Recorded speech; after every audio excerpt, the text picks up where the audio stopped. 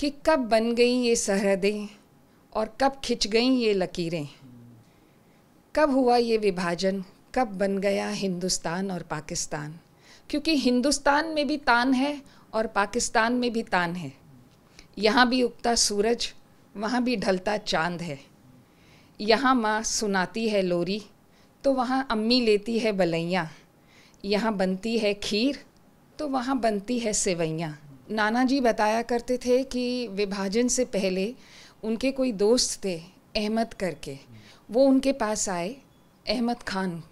तो उन्होंने उनको बोला कि मेहरा साहब, आप भाभी को और बच्चों को लेके यहाँ से निकल जाइए, क्योंकि बहुत कुछ होने वाला है और भीड़ आएगी और कत्लेआम होंगे और उस भीड़ का हिस्सा मैं भी होऊंगा। तो नाना जी तब डर से सब बच्चों को उन्होंने पहले भेज दिया सामान के साथ। लेकिन विडंबना ये हुई कि बच्चे सब उतर गए गाड़ी से और गाड़ी सामान के समेत ही चली गई। तो सब बच्चे उनके बस खाली हाथ ही स्टेशन पे खड़े रह गए।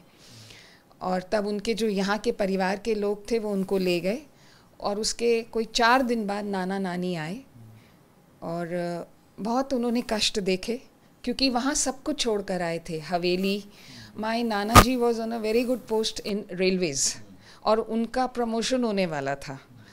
तो यहाँ पर आए, बहुत कष्ट सहे इतने बच्चों को पालना करना। तो कभी कभी बहुत बातें बताया करते थे और जब भी बातें बताते थे एक मन में थोड़ा डर भी था और आँखों में एक खुशी भी थी। जब वो बात करते थे वहाँ की लायलपुर की, तो बहुत खुश होकर बात किया करते थे। और ऐसे ही मेरे पापा का परिवार भी यहाँ आया। मेरे दादाजी नहीं थे, लेकिन ये 3 भाई बहन और मेरी दादी माँ यहाँ पर आए।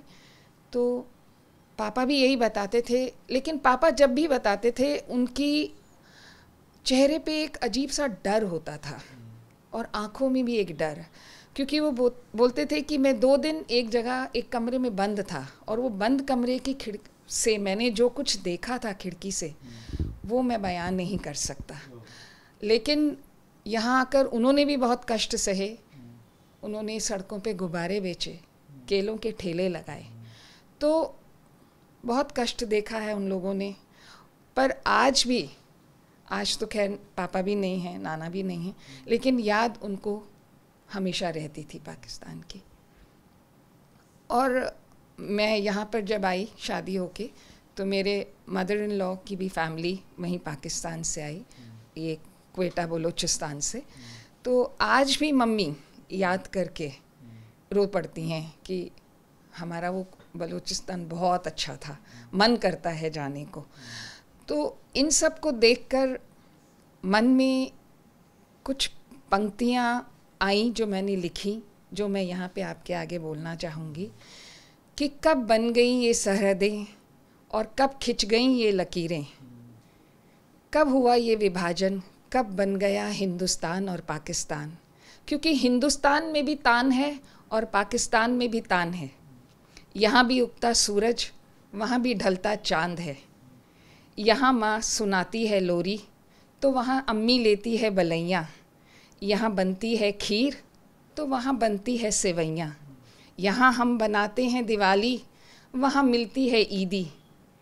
तो फिर ये दूरियाँ, ये सब क्यों हो गया? ये क्यों हो गया? जब सरहदों पे कोई शहीद होता है तो यहाँ होती है किसी माँ की कोख उजड़ जाती है, वहाँ कोई बेवा हो जाती है। यहाँ किसी भाई के जो राखी बांधने वाला हाथ होता है वो बहन से छिन जाता है और वहाँ पे कोई बच्चे यतीम हो जाते हैं। जब मेरा भी खून लाल है, आपका भी खून लाल है, उनका भी खून लाल है, तो फिर कब ये बन गई सरहदें और कब खिंच गई ये लकीरें, हम नहीं जानते।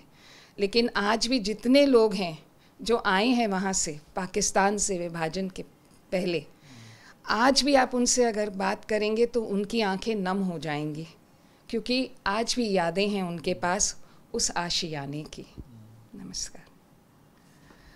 I don't know how. जो फैमिली की तरफ से जो आए हैं, हाँ जी, कितने छोटे थे? जब मामा लोग आए थे, कोई 8 साल का, कोई 7 साल का, कोई 10 साल का, मेरे मामा लोग, ये लोग अराउंड 7 ब्रदर्स एंड सिस्टर्स आए थे और बहुत छोटे छोटे थे ये लोग. पापा वॉज अराउंड 13 to 14 ईयर्स जब वो आए हैं. जब नाना जी आए तो उनके पास तो बहुत सी यादें थी, बहुत से उनके पास किस्से थे सुनाने के लिए, तो वो सुनाया करते थे हमको बैठा के सब बच्चों को. विभाजन होने के बाद जो आए हैं डायरेक्ट कैसे, मतलब दिल्ली में कोई जो आश्रम? नहीं, आश्रम नहीं. ये लोग वहाँ रहे तो कोई रेफ्यूजी, ये लोग शरणार्थी बनकर रहे किसी कैंप में. हाँ जी, कैंप में रहे तो किसी किसी के कोई परिवार रिश्तेदार थे, फिर ये लोग उनसे जाके मिले, फिर अपने काम ढूंढे. तो ऐसे ही करते करते ये लोग फिर अपने, किसी को नौकरी मिली, किसी ने बिजनेस किया. लेकिन जब ये लोग आए तब इन लोगों की हालत बहुत ख़राब थी, क्योंकि था कुछ नहीं इस पास में. या तो सब वहाँ छोड़कर आके अपनी जान बचा कर आए. किसी दिन नहीं छोड़ के पाकिस्तान नहीं आते तो क्या होता? क्या होता तो, क्योंकि जो मेरे नाना नानी जब आए थे, नानू यही बताते थे कि वो आखिरी गाड़ी थी जिसमें ज़िंदा लोग आए थे. उसके बाद जितनी भी गाड़ियाँ आई कत्ले आम होकर आई. जी हाँ.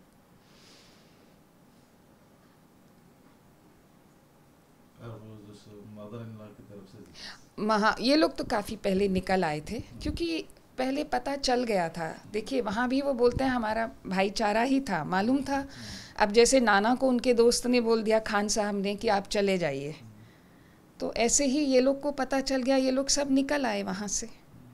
मामा लोग पहले बुलंदशहर गए, मदर इन लॉ वगैरह, उसके बाद वो लोग भुवनेश्वर में आए. आप लोग शादी होके? मैं शादी होके दिल्ली से यहाँ आई. लेकिन आपका मदर इन लॉ यहाँ पर? वो यहीं पर थे. वो बुलंदशहर उनका पूरा परिवार आया. उनकी शादी हुई कानपुर में, लेकिन फिर कानपुर से वो भुवनेश्वर यहीं पर अपने परिवार के साथ आके रहने लगे. मदर इन लॉ क्या बोलते हैं? वो तो आज भी जाना चाहते हैं. हाँ, आज भी उनकी आंखों में कष्ट नहीं देखे हैं, वो दुख नहीं देखे, वो सिचुएशन नहीं देखे. वो हाँ, वो उन्होंने नहीं देखा शायद. जिन्होंने देखा वो भी आज यही बोलते हैं, आज भी याद करते हैं. आंखें नम हो आती हैं उनकी, क्योंकि वो मिट्टी की खुशबू और वो आशियाना कोई भूल नहीं सकता.